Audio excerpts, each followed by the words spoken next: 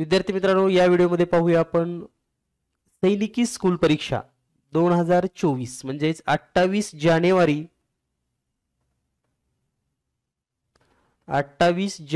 2024 रोजी झालेला पेपर आणि या पेपर मधील गणिताची सर्व स्पष्टीकरणे, तेही अगदी सहज आणि सोप्या भाषेमध्ये. जर आपला विद्यार्थी तिसरी मध्ये असेल किंवा चौथी मध्ये असेल तर पुढील वर्षी आपल्या विद्यार्थ्यांना ही परीक्षा देता येते. म्हणजेच पुन्हा एकदा मी रिपीट करतोय, आपला विद्यार्थी सध्या तिसरीला असेल किंवा चौथीला असेल तर येणाऱ्या वर्षामध्ये तिसरीचा विद्यार्थी चौथीला जाईल तरी तो सैनिक स्कूलची परीक्षा देऊ शकतो, चौथीचा विद्यार्थी पाचवीला जाईल तरीही तो सैनिक स्कूलची परीक्षा देऊ शकतो. कारण सैनिकी स्कूलची परीक्षा 6वी प्रवेशासाठी जर द्यायची असेल आपणास 6वी मध्ये प्रवेश घेण्यासाठी, तर आपल्या विद्यार्थ्याचं वय हे 10 ते 12 वर्ष यांच्या दरम्यान असेल तरी चालतं. म्हणजे विद्यार्थी चौथी मध्ये असेल तर त्याचं वय 10.5 वर्ष असतं, विद्यार्थी पाचवीला असेल तर त्याचं वय 11.5 वर्ष असतं. त्यामुळे चौथीत आणि पाचवीत दोन्ही वर्षामध्ये ही परीक्षा देता येते.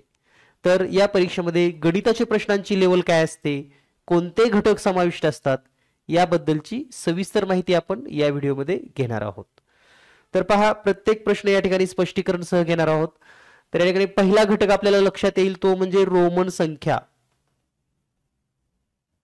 रोमन संख्या या घटकावर किमान 2 प्रश्न परीक्षेमध्ये विचारली जातात. तर पहिला प्रश्न आहे 199 ही संख्या रोमन संख्येमध्ये कशी लिहाल. तर याचं उत्तर आहे पर्याय क्रमांक 3. पण ही 199 कशी लिहिली जाते हे आपण समजून घेऊयात. 199 इज इक्वल टू, तर ही असणार आहे 100 अधिक 99. तर आपल्याला माहिती आहे 100 साठी सी. आता 99 म्हणजे काय, तर 90 आणि 9, मग सी च्या आधी एक्स लिहा म्हणजे हे झालं 90 आणि त्याच्या पुढे 9 म्हणजे आय एक्स. तर या प्रश्नाचं उत्तर येतं पर्याय क्रमांक सी. त्यानंतर रोमन संख्येवरील दुसरा प्रश्न जो आहे डबल एक्स आय वजा एक्स व्ही वजा व्ही आय अधिक M C L double X triple I. तर पहा 2xi याची किंमत किती येते, तर ही येतं 21 वजा 15, त्यानंतर वजा 6 प्लस हे MCLX ट्रिपल आय जशाला तसं लिहूयात. तर आता 21 मधून 15 वजा केलं आणि 6 वजा केलं तर उत्तर काय राहील, म्हणजे ह्या पहिल्या तिन्हीची तर बेरीज वजा की 0च येणार आहे. म्हणून जी संख्या आहे MCL double X triple I, पर्याय क्रमांक 1 उत्तर बरोबर आहे. तर या पद्धतीने आपल्याला हे प्रश्न सोडवावे लागतील. यानंतर पुढचा जर प्रश्न पाहिला आपण 28वा प्रश्न, तर या ठिकाणी 28वा प्रश्न आपल्या लक्षात येईल. आणि हा जो प्रश्न आहे 28वा,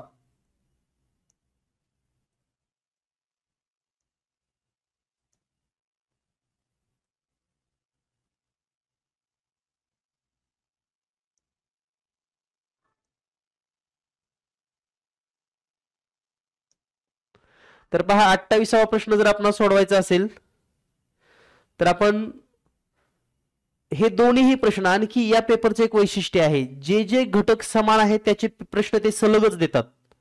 म्हणजे थोडक्यात जसं रोमन संख्येचे दोन्ही प्रश्न सलग आले बरोबर आहे, तसं वेगवेगळेचे आता 2 प्रश्न आहेत या ठिकाणी. म्हणजे हा जो घटक आहे तो वेग, वेळ आणि अंतर, वेग, वेळ आणि अंतर यावरचा हा प्रश्न आहे. तर हा पण प्रश्न आपल्याला सोडवता येऊ शकतो सोप्या पद्धतीनं.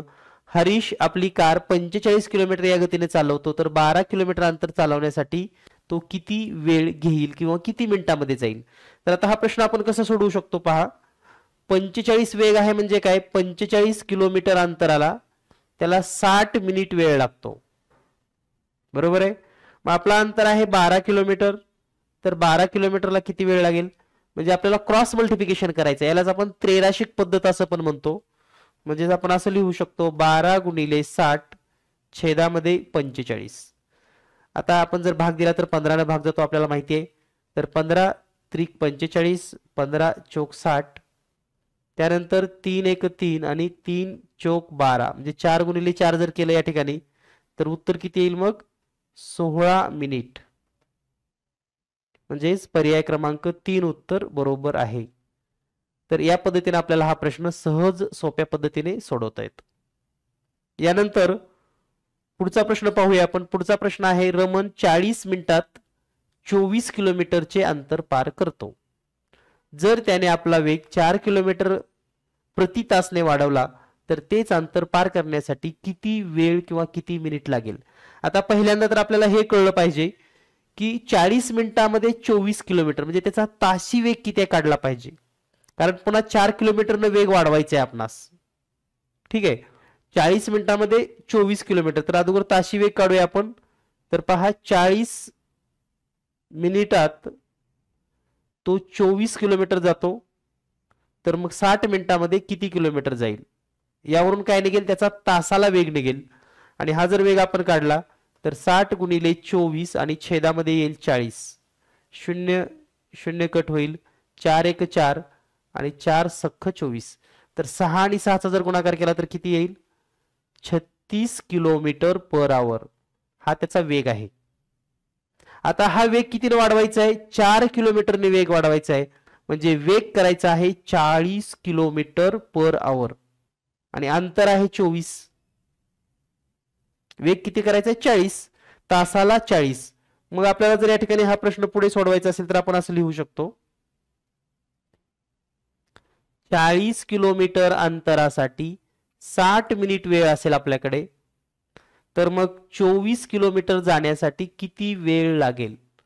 फक्त 2 त्रिराशी या ठिकाणी सोडवणं गरजेच्या होत्या. तर या ठिकाणी 24 गुणिले 60 छेदामध्ये 40. 0 0 कट होईल, 4 एक 4 4 सख्ख 24 आणि 6 आणि 7चा जर गुणाकार केला तर हा गुणाकार येतो 36 मिनिट. म्हणजे या प्रश्नाचं उत्तर आहे पर्याय क्रमांक 3, 36 मिनिटे वेळ लागेल. पहा लक्षात येते का ट्रिक्स तुम्हाला अतिशय सोप्या पद्धतीने या ठिकाणी आपण समजून घेतोय. आणि यासारखंच आपल्याला गणित आणि बुद्धिमत्ता शिकण्यासाठी तुम्ही या ठिकाणी जो स्क्रीनवर नंबर दिलेला आहे व्हॉट्सअप नंबर, याला संपर्क साधून जॉईन होऊ शकतात. यानंतर पुढचा प्रश्न पाहूया आपण. पुढील प्रश्न आहे प्रश्न क्रमांक 30.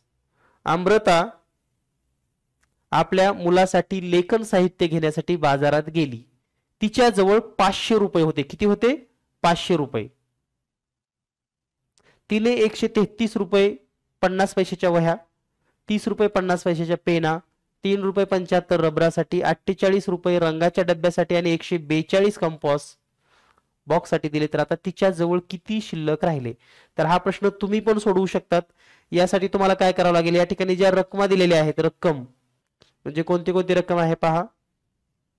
135.50 रुपये, त्यानंतर 30 रुपये 50 पैसे, त्यानंतर 3 रुपये 75 पैसे, त्यानंतर 48 रुपये म्हणजे पुढे 00 पैसे आणि 142 रुपये 00 पैसे.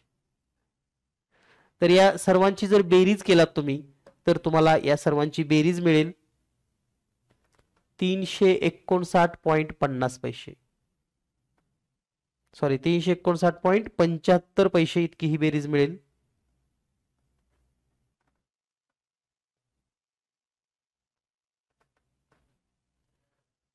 आणि आपल्याकडे आहेत 500 रुपये. मग काय करावं लागेल, तर 500 रुपये मधून 359.75 वजा करावं लागेल आणि ही वजाबाकी येईल 140.25. म्हणजे आपलं उत्तर असेल ऑप्शन नंबर 3. तर या पद्धतीने तुम्ही हा प्रश्न सॉल्व्ह करू शकता.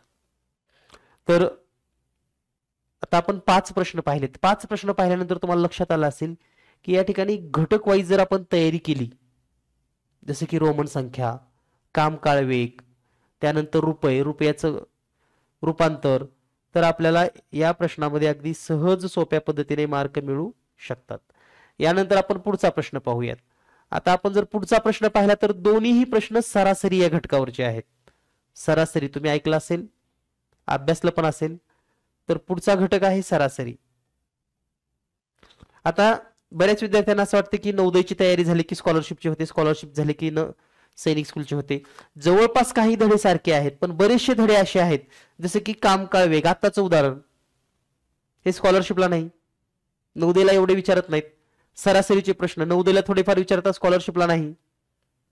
त्यामुळे हे स्वतंत्र पेपरचे अभ्यास करावे लागतात. तुम्हाला टार्गेट ठेवा तुमचं एकच, की सैनिकी स्कूल माझं मेन टार्गेट आहे आणि सोबत मी इतर 2 किंवा 1 परीक्षेची तयारी करणार आहे, किंवा नवोदय माझं मेन टार्गेट आहे आणि सोबत मी स्कॉलरशिपची तयारी करणार आहे, तर तुम्ही परीक्षेमध्ये सक्सेस होऊ शकतात. तर पाहूया सरासरीवरील पुढचा प्रश्न. प्रश्न असा आहे, 12, 15, 19 के आणि के अधिक 5 या संख्येची सरासरी आहे 13, तर के चं मूल्य किती असेल? तर पहा, सरासरी एकूण संख्या किती आहेत? 12, 15, 19 के आणि के अधिक 5, म्हणजे एकूण 5 संख्या आहेत आणि सरासरी 13 आहे, म्हणजे यांची बेरीज किती असायला पाहिजे? 13 गुणिले 5 म्हणजे 65, म्हणजे ह्या सर्वांची बेरीज किती यायला पाहिजे? 65. आता ही जर बेरीज आपण लिहिली तर किती येते पहा, 12 अधिक 15 अधिक 19 अधिक के अधिक कंसात के अधिक 5 बरोबर 65. आता सर्व संख्यांची जर बेरीज केली तर ही संख्यांची बेरीज 12, 15, 19 आणि 5, तर ही तुम्हाला मिळेल 51 अधिक 2 के, कारण हे 1 के आहे आणि हे 1 के आहे, बरोबर 65. आता हे 51 इकडे जर मायनस केले तर आपण असं लिहू शकतो, 2 के बरोबर 65 वजा 51, म्हणजेच 2 के बरोबर 14 आणि म्हणून के बरोबर 7, आणि म्हणून उत्तर असेल पर्याय क्रमांक 3, के बरोबर 7. या पद्धतीने तुम्ही हा प्रश्न सॉल्व्ह करू शकता. यानंतर पुढचा प्रश्न आहे, 48 किलोग्रॅम, 50 किलोग्रॅम, 53 किलोग्रॅम, 55 किलोग्रॅम आणि 49 किलोग्रॅम वजन असणाऱ्या 5 मित्रांच्या वजनाची सरासरी आहे. आता पहा, म्हणजे काय करायचे आपल्याला? ह्या सर्वांची बेरीज करायची, 48, 50, 53, 55 आणि 49. म्हणजे एक गंमत आहे पहा, एका घटकावर जे 2 प्रश्न असतात त्यामधला एक प्रश्न सोपा आहे आणि एक प्रश्न थोडा अवघड आहे. म्हणजे आपल्याला तयारी पण अशीच करावी लागणार आहे, प्रत्येक घटक बेसिक पासून हाय लेवल पर्यंत. आता या ठिकाणी सरासरी काय करायची आहे? तर या सर्वांची बेरीज करा. तर या सर्वांची बेरीज येते 255 आणि याला जर 5 ने भाग दिला तर उत्तर येईल 51, म्हणजे सरासरी आहे पर्याय क्रमांक 2, 51. इतक्या सोप्या पद्धतीने हे लक्षात घ्या. यानंतर पाहूया आपण पुढचा प्रश्न. पुढचा प्रश्न आहे या ठिकाणी प्रश्न क्रमांक 53, विधान वाचून योग्य पर्यायाची निवड करा. आता विधान वाचून योग्य पर्यायाची निवड करत असताना पहिला पर्याय काय आहे पहा, 2 भिन्न रेषा एकापेक्षा अधिक बिंदूंना छेदू शकतात. 2 भिन्न रेषा, समजा आता पहा, ही एक रेष ओढली आणि ही एक रेष ओढली, हे एकाच बिंदूमध्ये छेदतात, पण इथं काय म्हणते, एकापेक्षा 2 बिंदूमध्ये छेदू शकतात, किंवा भिन्न म्हणजे जास्तीच्या बिंदूमध्ये, एकापेक्षा अधिक बिंदूमध्ये, पण एकाच बिंदूमध्ये. जेव्हा 2 रेषा एकमेकीला छेदतात तेव्हा त्या एक आणि एकाच रेषेमध्ये छेदतात, बिंदूमध्ये छेदतात. म्हणजे पहिलं विधान हे चुकीचं आहे. दुसरं विधान काय आहे पहा, 2 पेक्षा अधिक रेषा एका बिंदूतून जाऊ शकतात, करेक्ट. आता इथं 2 रेषा गेलेत, अजून एक रेषा जाईल, अजून एक रेषा जाईल, अजून एक रेषा जाईल, कितीही रेषा जाऊ शकतात, म्हणजे दुसरं विधान बरोबर आहे. आणि म्हणून याचं उत्तर आहे विधान फक्त 2 योग्य आहे, पर्याय क्रमांक 2. यानंतर पुढील प्रश्न. पुढचा प्रश्न आहे, जर x बरोबर 30 आणि y बरोबर 120 असेल तर 16 कंसात x/y अधिक 21 अधिक 5 ब्रॅकेट क्लोज प्लस 1 चं मूल्य काय? तर दिलेल्या माहितीनुसार आधी विधान काय आहे हे आपण समजून घेऊयात. तर 16 कंसात x/y अधिक 5 कंस बंद अधिक 1. आता या ठिकाणी जर आपण पाहिलं तर 16 कंसामध्ये x म्हणजे किती आहे? 30, y म्हणजे किती आहे? 120 अधिक 5 अधिक 1.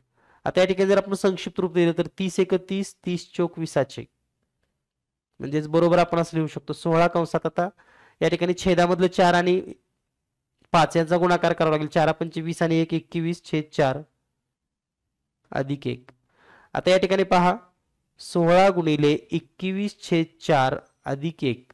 तर या ठिकाणी पुन्हा 4 1 4 आणि 4 चौक 16 म्हणजे 4 गुणिले 21 अधिक 1. त्यानंतर 21 चौक 84 अधिक 1 बरोबर 85. म्हणून या प्रश्नाचं उत्तर आहे पर्याय क्रमांक 1 85. तर या ठिकाणी पहा आता हे इक्वेशन टाईपचं उदाहरण आहे. दिलेल्या x आणि y च्या व्हॅल्यू ठेवून आपल्याला किंमत काढायची आहे. तर हा एक घटक नव्याने ऍड झाला. पहा आतापर्यंत आपण रोमन संख्येचं पाहिलं, कामकाळ वेग पाहिला, रुपयांचं रूपांतर पाहिलं, त्यानंतर सरासरीचे 2 प्रश्न पाहिले, त्यानंतर बेसिक भूमिती म्हणजे जसं की छेदणाऱ्या रेषा वगैरे यांचे गुणधर्म यावर आधारित होता, आणि आताचा आहे बीजगणित समीकरण तयार करणे किंवा सोडवणे. यानंतर पुढचा घटक पाहूया आपण. तर पुढचा प्रश्न आहे पहा, जोसेफने 25,000 रुपये 6% दराने काही वर्षासाठी खरेदी, म्हणजे पहा जोसेफने 25,000 रुपये 6% दराने 4 वर्षासाठी व्याजावर घेतले, तर 4 वर्षानंतर किती रक्कम परत करावी लागेल. तर आता हे सरळ व्याजावरचे घटक आलेत. सरळ व्याज म्हणजे या ठिकाणी आपल्याला सरळ व्याज काढायचं आहे. एस आय बरोबर पी गुणिले एन गुणिले आर छेदामध्ये 100. तर पी किती आहे 25,000 गुणिले नंबर ऑफ इयर 4, रेट आहे 6 छेदामध्ये 100, 2 0 कॅन्सल, आणि 25 250 गुणिले 6 चौक 24 हा जर गुणाकार केला तर हा येईल 6,000. तर हे 6,000 प्लस 25,000 म्हणजे टोटल होईल 31,000. म्हणजे उत्तर असेल ऑप्शन नंबर 2 31,000 रक्कम त्यांना परत करावी लागेल. मुद्दल 25,000 प्लस 6,000 व्याज.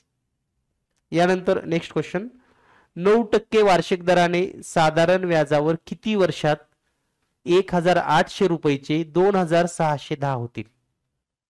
आता पहा 1,800 रुपयेचे 2,610 होतील म्हणजे किती, व्याज किती वाढलं ते समजून घ्या. तर 2610 मधून 1800 वजा करूयात आपण, 01 म्हणजे 810 रुपये काय आहे व्याज आहे. 810 रुपये काय आहे व्याज. आता यासाठी डायरेक्ट सूत्र काय वापरता येईल, किती वर्षात म्हणजे नंबर ऑफ इयर पाहिजे असेल तर तुम्हाला काय करता येईल, तर व्याज आलेला आहे 810 गुणिले 100 आणि छेदामध्ये 9 गुणिले मुद्दल 1800. 2 0 कटली, 2 0 कटली, 9 1 9 9 9 81 ला 0, 18 1 18, 18 पंचे 90, आणि म्हणून नंबर ऑफ इयर किती येतील 5 इयर. ऑप्शन क्रमांक 2. यानंतर पुढचा प्रश्न पाहूया आपण. पुढचा प्रश्न आहे, दिलेल्या आकृतीत परिमाण आहे.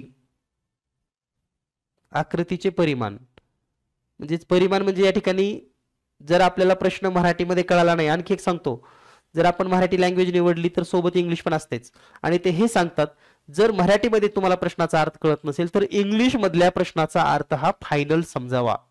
इंग्लिश मध्ये काय लिहिले, the perimeter of given figure. Perimeter म्हणजेच काय, परिमिती. ठीक आहे, तर ही परिमिती आपल्या लक्षात येईल.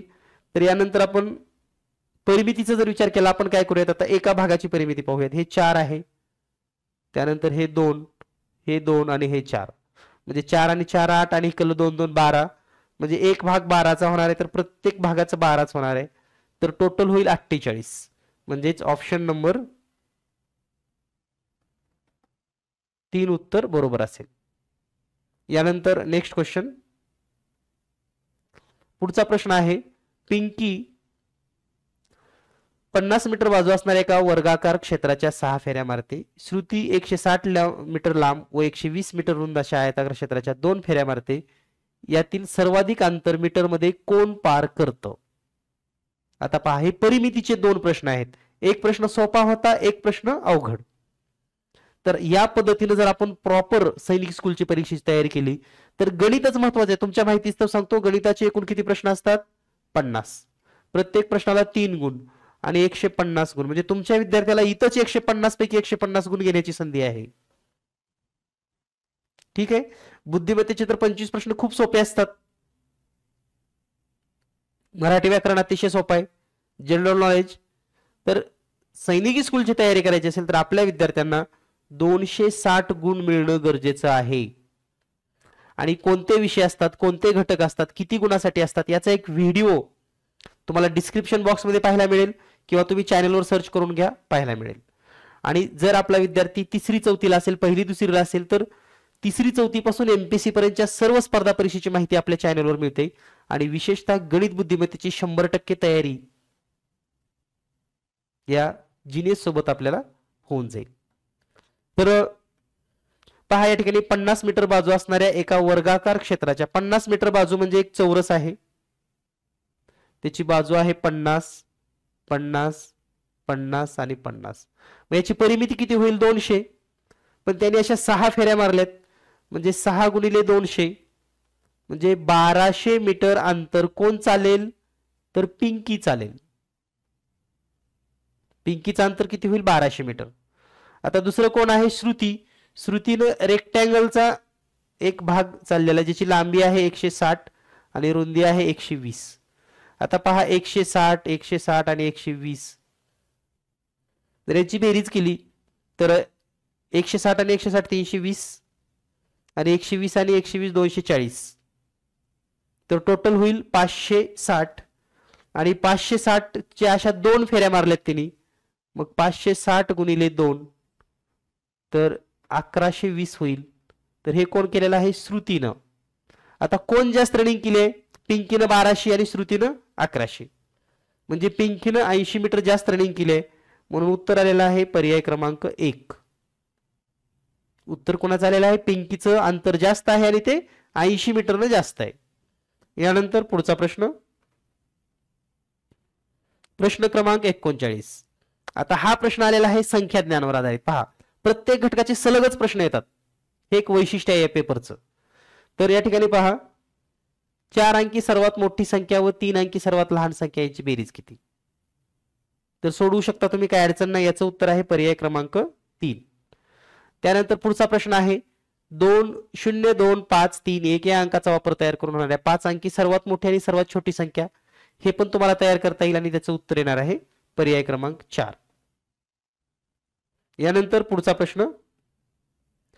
प्रश्न आहे खालील दिलेल्या संख्येमधून कोणत्या संख्येला 3 ने निशेष भाग जातो? आता 3 ची कसोटी म्हणजे आता पुन्हा विभाजितेच्या कसोट्यावरचा प्रश्न विचारलेला आहे, त्यामुळे पर्याय क्रमांक 2 उत्तर. विभाजितेच्या कसोट्या तुम्हाला माहिती आहेत, त्या पद्धतीने तुम्ही हा प्रश्न सोडवून घ्या. यानंतर पुढचा प्रश्न आहे पदावली. तर आता ही पदावली कशी सोडवायची? तर 144 भागिले 9 गुणिले 2 अधिक 6 वजा 4.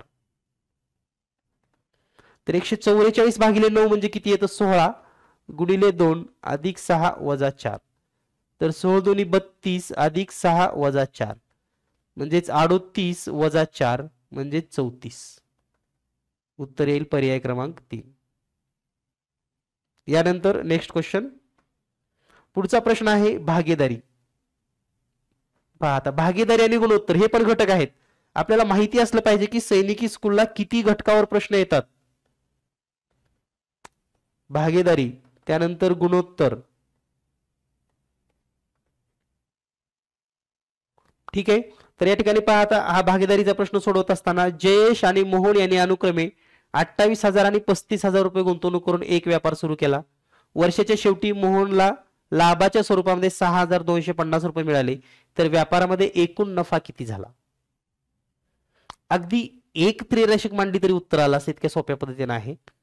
तर पहा, वर्षाच्या शेवटी मोहनला 6,250 मिळालेत आणि मोहनची गुंतवणूक किती आहे? 35,000 आणि जयेशची गुंतवणूक 28,000.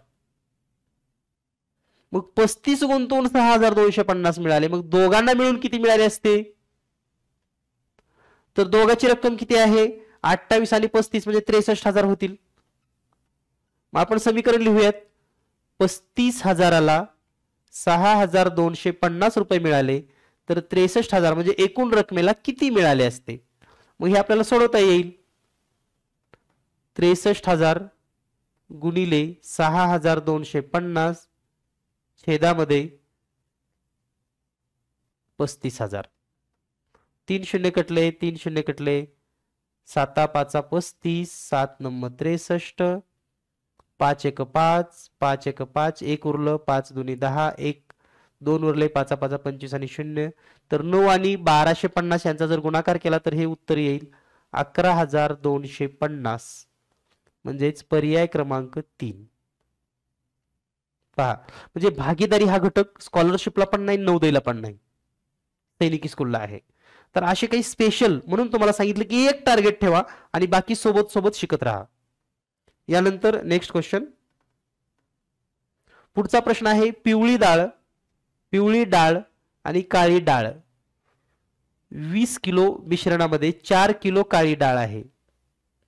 आता पहा, पिवळी आणि काळी मिळून किती आहे 20, त्याच्यामध्ये 4 किलो कशी आहे काळी डाळ, म्हणजे या ठिकाणी काळी किती आहे 4 आणि पिवळी किती आहे, मग राहिलेली 16, 4 kg 16 kg. तर या मिश्रणामध्ये काळी डाळ आणि पिवळी डाळ यांचं गुणोत्तर किती आहे. तर काळी किती आहे 4, पिवळी किती आहे 16, मग 4/16 लिहा. 4 1 4, 4 4 16, म्हणजे संक्षिप्त रूपाला 1/4 म्हणजे गुणोत्तर 1:4, म्हणजेच पर्याय क्रमांक 2. या पद्धतीने हे प्रश्न सोडवता येतील. यानंतर पुढचा प्रश्न पाहूया आपण. प्रश्न क्रमांक 45. प्रश्न क्रमांक 45 पहा, 5/8 या अपूर्णांकाचे दशांश रूपात रूपांतर करायचं आहे. तर हा प्रश्न तुम्हाला येऊ शकतो, फक्त डायरेक्ट भाग घालायचा 8 न तिथं. उत्तर येईल पर्याय क्रमांक 3. त्यानंतर पुढचा प्रश्न आहे 21 पेक्षा लहान सर्व मूळ म्हणजेच अविभाज्य संख्यांची एकूण बेरीज किती आहे. म्हणजे 21 पर्यंतच्या सर्व लहान मूळ संख्येची बेरीज करा. उत्तर येईल 77, पर्याय क्रमांक 1. यानंतर पुढचा प्रश्न पाहूया आपण. पुढचा प्रश्न आहे दिलेल्या विधानामध्ये योग्य विधान आपल्याला निवडायचं आहे. योग्य नाही म्हणजे चुकीचं. पहा, संयुक्त संख्या या नेहमी सम असतात असं काय नाही, कारण संयुक्त संख्येमध्ये 4 पण आहे, 9 पण आहे, 15 पण आहे, 20 पण आहे. म्हणजे नेहमीच सम असतात का, नाही, म्हणजे पहिलं चुकीचं आहे. त्यानंतर दुसरं, मूळ संख्या या नेहमी विषम असतात असं पण नाही, कारण मूळ संख्या 2 ही मूळ संख्या आहे, 3 पण मूळ संख्या आहे, म्हणजे हे पण चुकीचं आहे. तिसरं, 2 मूळ संख्येची बेरीज ही नेहमी मूळ संख्याच असते असं तर अजिबात होत नाही. कारण सांगतो, समजा तुम्ही 2 मूळ संख्या घेतलात, 3 आणि 5 यांची बेरीज 8 येते, मूळ संख्या येईलच असं नाही. ठीक आहे. त्यानंतर 2 संयुक्त संख्येचा गुणाकार नेहमी संयुक्त संख्याच असतो. 2 संयुक्त संख्येचा गुणाकार नेहमी संयुक्त संख्याच असतो. पहा, आता 2 संयुक्त संख्या कोणत्याही घ्या. समजा एक संख्या घेतली 8 गुणिले दुसरी घेतली 6, 6 8 48 संयुक्त संख्या येणार आहे, म्हणजे हे बरोबर आहे. याचा अर्थ ए बी सी हे 3 चुकीचे आहेत, म्हणजे फक्त ए बी सी पर्याय क्रमांक 3 हे उत्तर अतिशय योग्य आहे. पर्याय क्रमांक 3 हे चुकीचे आहेत, बाकी चौथं डी बरोबर आहे. यानंतर पुढचा प्रश्न. पुढचा प्रश्न आहे मुलांना पार्टी देण्यात आली आणि यामध्ये क्रमशः 450, 300 आणि 270 पिझ्झा, बर्गर आणि थंड पेयासाठी खरेदी केले, तर 30 मुलांना प्रत्येकी किती खर्च येईल. तर आपल्याला या सर्वांची बेरीज करावी लागेल. 450, 300 आणि 270. 0 7 5 12 हातच्याली 1, 3 3 6 4 10, 1020 येईल आणि हे 30 मुलांना समान वाटायचं, थोडक्यात म्हणजे सरासरी काढल्यासारखं आहे. तर 3 न जर भागलं तर उत्तर येतं 34, पर्याय क्रमांक 3. या पद्धतीने. तर या ठिकाणी हे सर्व कसे आहेत, संख्यावरच्या क्रिया हे प्रश्न आहेत. यानंतर पुढचा प्रश्न पाहूया आपण. 4000 मिळवण्यासाठी 3509 आणि 2165 यांच्यामधून काय वजा करावे. आता पहा, मग काय करायचं, 3509 आणि 65 यांची बेरीज करायची. 6 9 आणि 5 14ला 4 हाच्याले 7 6 आणि 5. तर याच्यातून 4009 हे जर मायनस केलं तर उत्तर येईल 1665. म्हणजे पर्याय क्रमांक 4 हे उत्तर बरोबर असेल. यानंतर नेक्स्ट क्वेश्चन. पुढचा प्रश्न आहे, एका परीक्षेत 400 पैकी 340 गुण मिळाले तर किती टक्के मिळाले? पुन्हा आता लक्षात घ्या, या ठिकाणी टक्केवारीचे सलग 3 प्रश्न आहेत. टक्केवारीचे सलग किती प्रश्न आहेत? 3 प्रश्न. हे फक्त टक्केवारी या घटकावर आहेत. म्हणजे पर्सेंटेज हा घटक किती महत्वाचा आहे हे आपल्या लक्षात आलं असेल. तर या ठिकाणी पर्सेंटेज या घटकावरचे आपण प्रश्न समजून घेऊयात. तर पहा, पहिला प्रश्न आहे 340 गुण किती पैकी? 400 पैकी. शेकडा काढायचा असेल तर 100 न गुणा, फक्त संपलं. 2 शून्य कट होतील, 4 1 4 4 8 32, 2 उरले 4 5 20. म्हणजे 85%. पर्याय क्रमांक 4 हे उत्तर बरोबर आहे. पुढचा प्रश्न आहे, ती संख्या जिचे 20% हे 10च्या बरोबर आहे तर याचं उत्तर येणार आहे 50. बरोबर आहे. 50 20% केलं की 10 मिळेल. यानंतर पुढचा प्रश्न आहे, एका संख्येचे 46% 115 आहे तर 150% किती असतील? तर पहा, 46% म्हणजे 115. तर मग 150 म्हणजे किती? फक्त एवढंच लिहा, 46%. मग काय होईल? 150 गुणिले 115 भागिले 146 म्हणजे 46 नुसतं. तर 46 ला 23 न भाग जातो, 46 दोन्ही म्हणजे 23 दोन्ही 46, 23 5 15 दर्श, बे 1 बे 75 येईल. आणि 75 गुणिले 5 जर आपण केलं तर या प्रश्नाचं उत्तर येईल 375. पर्याय क्रमांक 4.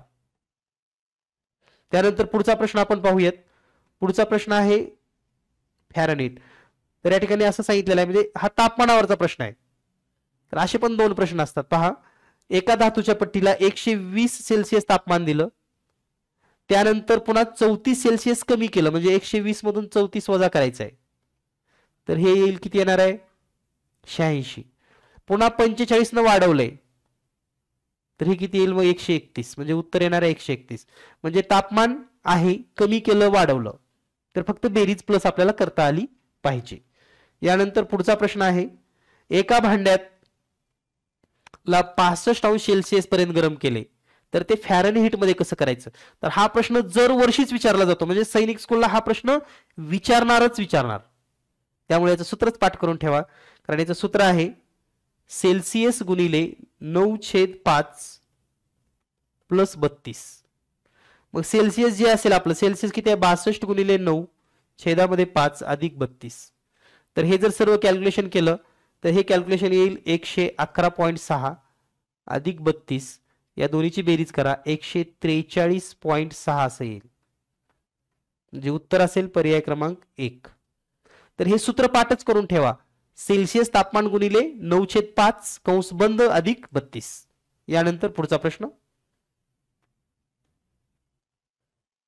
पुढचा प्रश्न आहे पहा, जसपालने 1,18,000ची जुनी कार खरेदी केली, त्यावर 7,000 रुपये खर्च केला आणि ती कार 1,40,000ला विकली तर त्याला होणारा शेकडा नफा तोटा किती? तर पहा, 1,18,000 7,000 खर्च म्हणजे 1,25,000 रुपये एकूण खर्च झाला. विकली 1,40,000 रुपयाला. मग किती टक्के खर्च झाला? तर आपण असं लिहू शकतो, 1,25,000ची कार 1,40,000ला विकली तर 100 रुपयाची वस्तू कितीला विकली असं लिहिलं तरी चालेल. आणि हे तुम्हाला उत्तर मिळेल 112%. म्हणून याचं उत्तर आहे 12%. त्यानंतर पुढचा प्रश्न पाहूया आपण. पुढचा प्रश्न आहे कोणासंबंधी. आता कोणासंबंधीचे जवळपास 4 ते 5 प्रश्न आहेत. तर पहिला प्रश्न आहे, समकोणाच्या 10व्या भागाचा पूरक कोणाचा काटकोन होईल? कळत नसेल तर इंग्लिश मध्ये, the supplementary angle of the complementary angle 1/10 of the right angle. म्हणजे 90चा 1/10 काढायचा आहे, 1/10 तर तो येईल 9 अंश. त्याचा कोटिकोण काढायचा आहे. कोटिकोण किती असेल? मग कोटिकोण काढण्यासाठी 90 मधून 9 वजा करा, बरोबर 81 अंश. आणि याचा पूरक कोण विचारलाय आता? म्हणजेच 180 मधून 81 वजा करा तर उत्तर येईल 99 डिग्री, म्हणजेच ऑप्शन नंबर 1 99 अंश. यानंतर पुढचा प्रश्न आहे काटकोनाचा अर्ध्या भागाचा तिप्पट कोण कोणाचा पूरक कोण आहे. आता काटकोनाचा अर्धा भाग, काटकोन किती असतो 90 अंशाचा, त्याचा अर्धा 45, त्याचा तिप्पट करा 135 अंश, आणि याचा पूरक कोण तर तो असेल 45 अंश. म्हणजे हे सगळं अगदी एका ओळीने विद्यार्थ्यांना करता आलं पाहिजे पहा. आणि हे तुम्हाला शिकता येतं सहज सोप्या पद्धतीने. अगदी मुलं तर खूप लवकर कॅप्चर करतात, आणि लहान मुलं इतकी हुशार आहेत 4थी 5वीचे की त्यांना एकदा सांगितलं की ते कायमस्वरूपी लक्षात ठेवतात. त्यामुळे आपल्या विद्यार्थ्याची तयारी करायची असेल तर आजच सैनिकी स्कूल संपूर्ण तयारीचा आपण क्लास जॉईन करू शकतात, आणि त्यासाठी व्हॉट्सअप नंबर या ठिकाणी दिलेला आहे. तर आता 45 अंश म्हणजे काय तर त्याला तीव्र कोण असं पण म्हणतात. आता हा तीव्र कोण हिंदी मधला भाग आहे, आणि त्याला काटकोनाचा अर्धा भाग असं पण म्हणलं जातं. कळत नसेल तर इंग्लिश मध्ये पहा. पहिला ऑप्शन आहे ॲक्यूट अँगल, म्हणजे लघुकोन आहे, आणि हाफ ऑफ राईट अँगल पण आहे, म्हणजे ए आणि डी हे दोन पर्याय बरोबर आहेत. ठीक आहे. यानंतर नेक्स्ट क्वेश्चन, पुढचा प्रश्न आहे एक्स चं मूल्य काढा. आता एक्स चं मूल्य काढत असताना पहा, हा एक्स आणि हा एक्स म्हणजे हे विरुद्ध कोणासारखे आहेत. आता हे पूर्ण अर्ध म्हणजे या ठिकाणी सरळ कोण आहे, आणि सरळ कोणाची बेरीज असते 180, म्हणजे 180 मधून जर तुम्ही 50 वजा केला तर येईल 130, आणि त्यातून पुन्हा 32 वजा केला तर राहील 98 डिग्री, म्हणजे एक्स ची किंमत किती असेल 98, ऑप्शन नंबर 4. यानंतर नेक्स्ट क्वेश्चन, पुढचा प्रश्न आहे खालील अपूर्णांकांना चढत्या क्रमाने लावल्यास डावीकडून तिसऱ्या स्थानावर कोणता अपूर्णांक येईल. खालील अपूर्णांकांना चढत्या क्रमाने लावल्यास डावीकडून तिसरा अपूर्णांक कोणता येईल. तर पहा, पहिला अपूर्णांक आहे 2/3, याला संक्षिप्त रूप दिलं तर 0.66 येईल, म्हणजे दशांश मध्ये कन्वर्ट केलं तर. दुसरा आहे 5/8, याला जर दशांश मध्ये केलं तर 0.86 असं येईल. डायरेक्ट भाग देऊन पहा, 7/8 ला जर आपण लिहिलं तर हे येईल 0.87, आणि शेवटचा आहे 9/14, तर याचं उत्तर येईल 0.64. आता पहा, चढत्या क्रमाने जर लावलं तर सर्वात लहान कोणता आहे 0.64, म्हणजे हा 1 नंबरला असेल. त्याच्यापेक्षा मोठा हा 2 नंबरला असेल, त्यानंतर हा 3 नंबरला, आणि हा 4 नंबरला. तर आता डावीकडून तिसरा म्हणजे सुरुवातीपासूनच तिसरा झाला त्याचा अर्थ, तर याचं उत्तर आहे हे 5/6 आहे या ठिकाणी, तर ऑप्शन नंबर 2 5/6. यानंतर पुढचा प्रश्न आहे अपूर्णांकावरचा पहा. तर अपूर्णांकावरचे 4 ते 5 प्रश्न परीक्षेत विचारतात, म्हणजे अपूर्णांक किती महत्वाचा आहे. म्हणजे आपल्याला दृष्टिकोनच आपल्या लक्षात आला पाहिजे की पेपरमध्ये काय विचारलंय, काय तयारी करता आली पाहिजे आपल्या मुलांची. तर या ठिकाणी आपल्याला विचारलं की चढता अपूर्णांक कोणता आहे. आता पहा, अपूर्णांकाचा जर अंश समान असेल तर ज्याचा छेद मोठा तो सर्वात लहान, आणि ज्याचा छेद लहान तो मोठा. आता उतरता क्रम लावायचा म्हणजे आपल्याला मोठा सुरुवातीला पाहिजे, म्हणजे पर्याय क्रमांक 2 मध्ये तुम्हाला हे दिसेल. छेद सर्वात लहान 5, 7, 9, 11 असं लिहिलेलं आहे. त्यानंतर नेक्स्ट क्वेश्चन असाच आहे पुढचा, या ठिकाणी सर्वात मोठा पूर्णांक कोणता. तर सर्वात मोठा पूर्णांक पुन्हा दशांश अपूर्णांकामध्ये रूपांतरित करा, तुम्हाला या ठिकाणी उत्तर मिळेल. सर्वात मोठा पूर्णांक आहे पर्याय क्रमांक 3 7/12. त्यानंतर 5/13 मिळण्यासाठी 13/5 मध्ये कोणता अपूर्णांक मिळावा. तर हे 5/13 मध्ये काय मिळवावे इंग्लिश मधले वाचा, तुम्हाला थोडं लवकर कळेल. म्हणजे समीकरणास तयार करावं लागतं. 5/13 अधिक x बरोबर 13/5, आणि याचा जर आपण तिरकस गुणाकार म्हणजे हे आता वजाबाकी मध्ये जर लिहिलं तर x बरोबर 13/5 वजा 5/13, म्हणजे ज्याचं उत्तर येतं 144/65. तर याचा पर्याय आपण पाहू शकतात या ठिकाणी. पर्याय क्रमांक 3 मध्ये हे उत्तर आहे 144/65. यानंतर नेक्स्ट क्वेश्चन, पुढचा प्रश्न आहे या ठिकाणी जोड्या लावायच्या. आता इथं वर्तुळाचा भाग चालू झालाय पहा, वर्तुळ. तर योग्य जोड्या कोणत्या आहेत? तर या ठिकाणी अर्धवर्तुळाचा भाग त्याला अर्धवर्तुळ असं म्हणतात, वर्तुळाचे सर्वात लांब त्याला व्यास असं म्हणतात. तर यावरून याचं उत्तर जे आहे ते पर्याय क्रमांक बी मध्ये या ठिकाणी दिसेल, येईल सोडवता विद्यार्थ्यांना. त्यानंतर पुढचा जो प्रश्न आहे, तर या ठिकाणी वर्तुळाचं व केंद्र दिलेलं आहे. म्हणजे वर्तुळ हा पण घटक असणार आहे, व्यास असेल, जीवा असेल, त्रिज्या असेल, परिघ असेल, हा पण आपल्याला अभ्यास सैनिकी स्कूलसाठी स्पेशली करावा लागेल. तर या ठिकाणी ए बी दिलेला आहे 8, तर हे होईल वर्तुळाची त्रिज्या होईल 4, म्हणून ओपी पण 4च, पर्याय क्रमांक 2. यानंतर नेक्स्ट क्वेश्चन, पुढचा प्रश्न आहे, एका कापडाचे 3 तुकडे 7 मीटर, 7.75 मीटर आणि 9.50 मीटर, ज्याला अधिकतम तुकड्यानं मोजायचंय.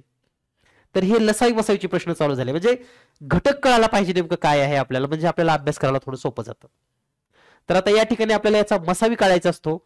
फक्त मीटरला तुम्ही सेंटीमीटर मध्ये करून घ्या. म्हणजे 700 मीटर, 700 सेंटीमीटर, 750 सेंटीमीटर आणि 950 सेंटीमीटर. आणि याचा मसावी जर तुम्ही विचार केला तर पर्याय बघितल्या लक्षात येतो तुम्हाला, पर्याय क्रमांक 4 उत्तर बरोबर आहे. ठीक आहे, मसावी काढायचं आहे. त्यानंतर पुढचा प्रश्न आहे, दोन संख्येचा लसावी आणि मसावी क्रमशः दिलाय, एक संख्या दिलाय, दुसरी संख्या विचारली. तर काय करतो आपण, लसावी मसावीचा गुणाकार म्हणजे 150 गुणिले 25 भागिले 75. 75 एक 75, 75 दोन्ही 50 आणि 25 दोन्ही 50, म्हणजे दुसरी संख्या असेल 50. अगदी सूत्र आहे, अगदी ह्याला काही खूप अवघड नाही, सूत्र लक्षात राहतं, मुलांच्या सोडवू शकतात.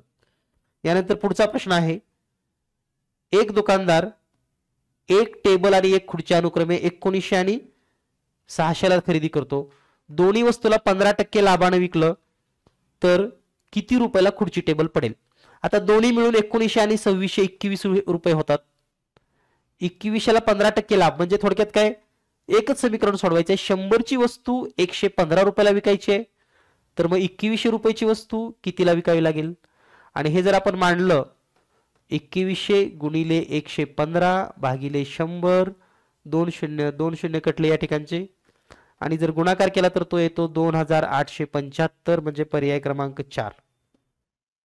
म्हणजे ही थीम समजून घ्या, शेकडेवारीचे प्रश्न जवळपास 3-4 येतात, हे लक्षात ठेवा. यानंतर नेक्स्ट क्वेश्चन, पुढचा प्रश्न आहे, 2.6 किलोग्रॅम, 2.6 म्हणजे 2600 ग्रॅम आणि 3 किलो 700 ग्रॅम म्हणजे 3700 ग्रॅम.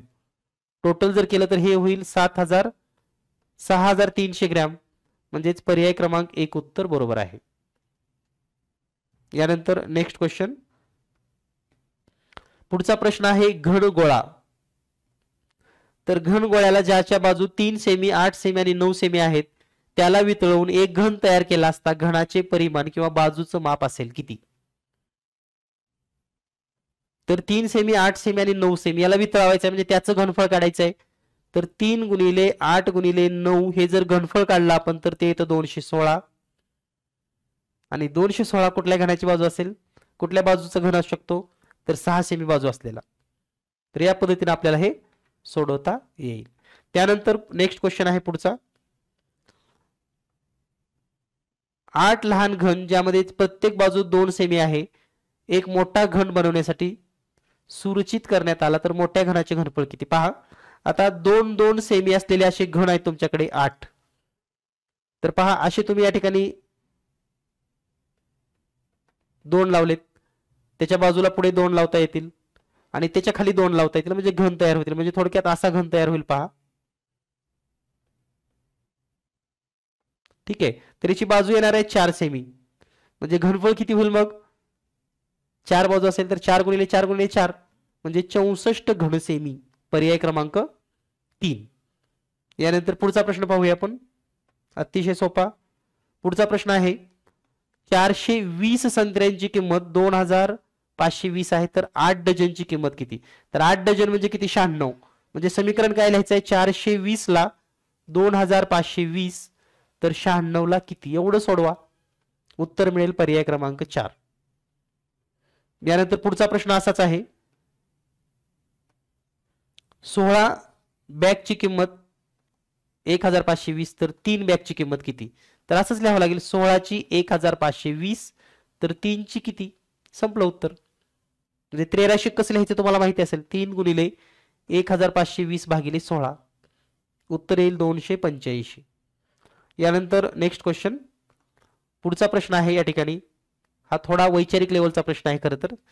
या ठिकाणी आपल्याला असं विचारले की आकृतीमध्ये कोणते कोण हे 3 काटकोनाच्या समान आहेत. आता 3 काटकोन म्हणजे किती? 290 अंश असलेले. तर पहिला पर्याय दिलाय ई आणि सी.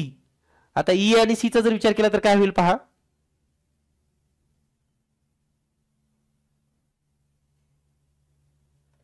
तर ई ऑलरेडी हा 90चा आहे, म्हणजे राहिलेला कोण हे पूर्ण वर्तुळ असेल समजा, तर हा 90 असेल, तर हा बाकीचा जो राहिलेला आहे तो असणार 270 अंश. अगदी तसंच इथं पण हा पण 270 अंश.